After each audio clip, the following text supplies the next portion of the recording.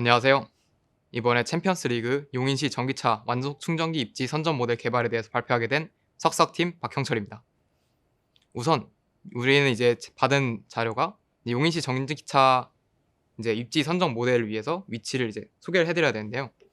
우선 왜 전기차 충전소를 더 지어야 될까에 대해서 얘기를 해드리겠습니다. 전기차는 전기차 충전소 비율에 비해서 이제 급격하게 증가하는 추세입니다. 이제 그래프를 보시면 파란색 점은 이제 전기차의 대수, 그다음 보라색 그래프는 전기차 충전소의 대수인데 오른쪽에 보시면 2021년에 전기차에 비해서 이제 전기차 충전소가 현저하게 부족한 모습을 볼 수 있습니다.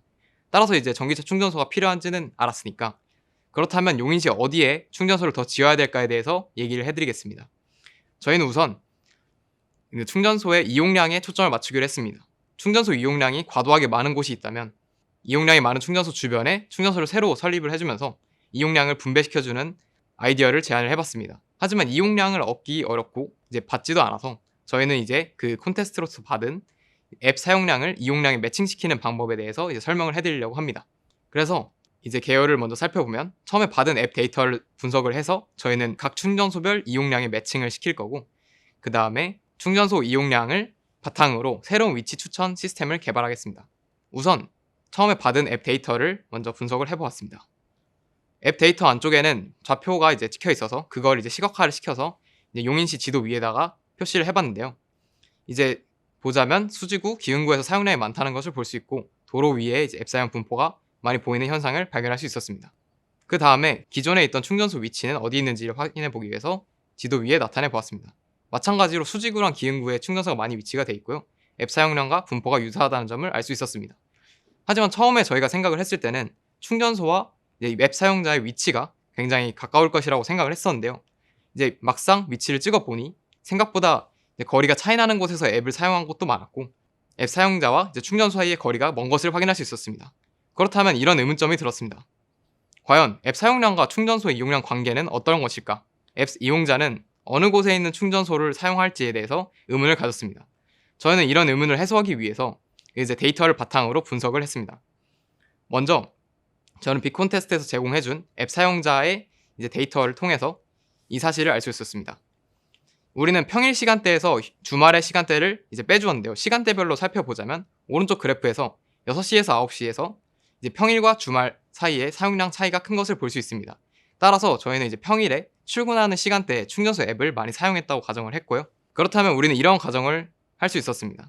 6시부터 9시까지 앱 이용자는 출근 중에 이제 앱을 사용해서 도착지, 그러니까 만약에 회사 같은 곳에 출근지 주변에 있는 전기차 충전소 상황 확인을 위해서 앱을 이용했다고 가정을 했습니다. 그래서 이제 도로 위에서 차를 타고 가는 도중에 이제 앱을 이용해서 확인했다고 하는 거고, 그 다음 그와 비슷하게 7시부터 9시 앱 이용자는 이제 퇴근 중에 집 주변에 있는 전기차 충전소 상황 확인을 위해서 앱을 이용했다고 가정을 했습니다. 그래서 우리는 이러한 앱 사용자가 방향성을 가지고 있을 것이라고 가정을 했고요. 그래서 앱 사용 위치 기준으로 가장 가까운 도로를 방향으로 잡았습니다. 왜냐하면 이제 앱 사용자가 이제 방향성을 가지고 있을 거라서 가정을 했지만 방향성을 이제 저희가 알지 못하기 때문이었습니다. 따라서 도로의 교통량으로부터 정방향과 역방향의 비율을 계산을 했고요. 만약에 비율이 8대 2였다면 이용량을 그만큼 비율로 나눠서 할당을 해줬습니다.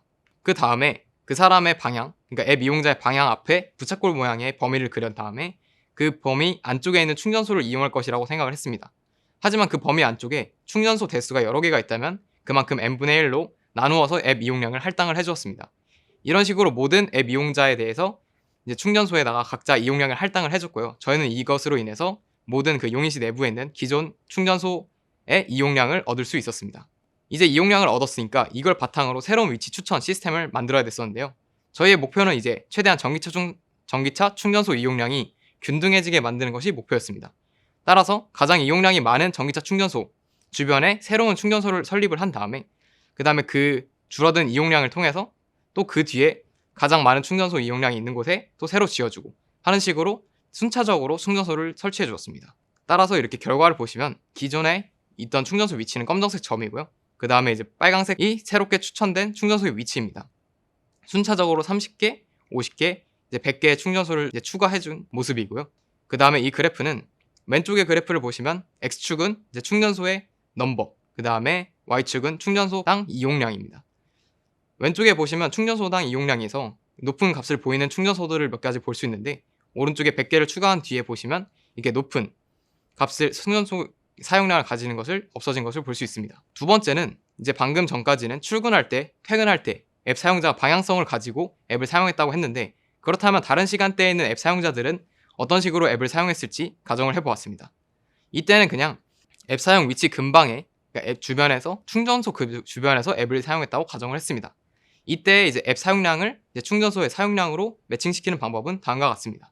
충전소 A, 그러니까 각 충전소는 유효 범위를 가지고 있다고 생각을 했고, 그 안쪽에서 사용된 그 앱 사용량은 그 충전소에 할당이 된다고 생각을 했습니다.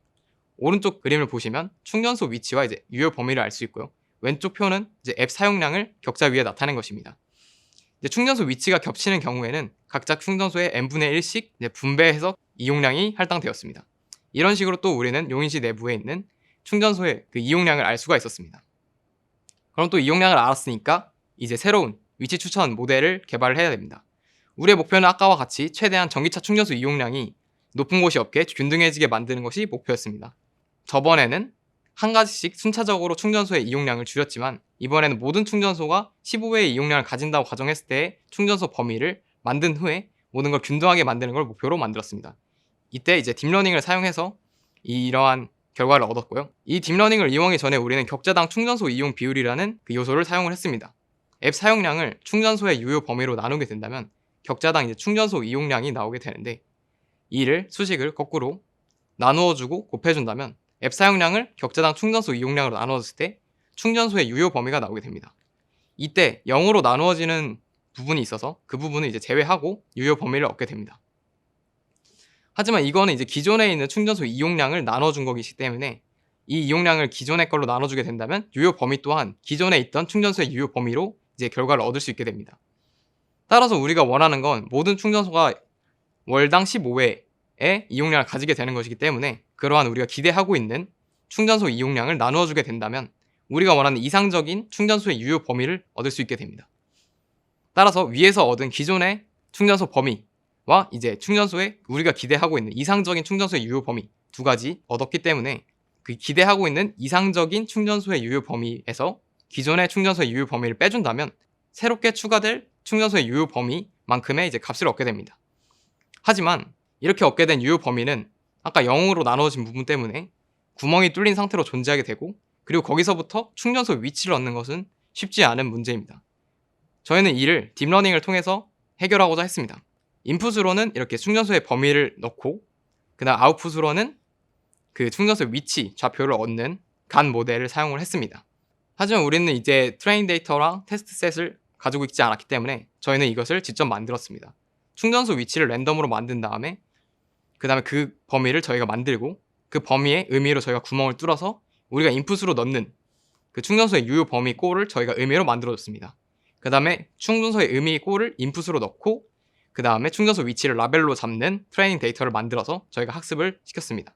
학습을 시킨 뒤에 저희의 이제 결과는 이렇게 30개 추가, 50개 추가, 100개 추가씩 순차적으로 나타났고요. 저희는 이제 이러한 두 가지 방법을 본 다음에 이러한 생각을 했습니다. 전기차 수요가 빠르게 늘어나고 있는데 6월달 그 현재의 데이터만으로 이 전기차 충전소의 위치를 추천하는 것이 옳지 않다고 판단했습니다. 따라서 좀 미래 예측 모델을 사용해서 미래의 전기차 충전소 추천 입지를 제시한다면 좀 더 매력적일 것이라고 생각을 했습니다.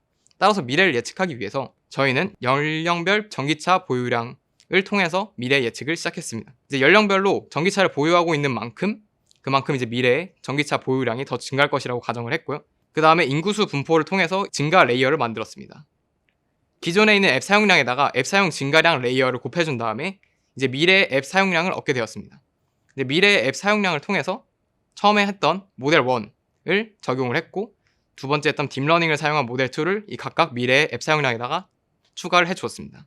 결론은 이용량이 많은 충전소 주변에 추가적인 충전소를 지어줌으로 인해서 한 곳의 충전소에 많은 이용량이 몰리는 것을 방지할 수 있을 것으로 저희는 생각을 했었고요. 기대 효과는 앱 사용량을 통해서 이용량이 높은 충전소의 위치를 판단할 수 있고, 이제 미래 이용량을 통해서 미리 그 위치를 선점함으로써 이득을 얻을 수 있었습니다. 저희 이제 석사팀 발표는 여기까지입니다. 감사합니다.